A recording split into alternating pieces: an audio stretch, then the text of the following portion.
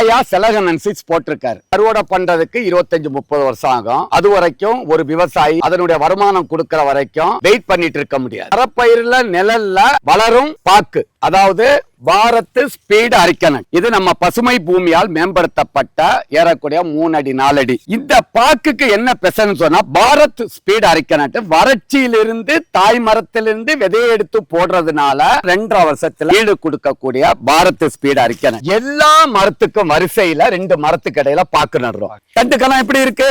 ஏறக்குறைய ஒரு 10 சென்டிமீட்டருக்கு மேல இருக்கு பாருங்க.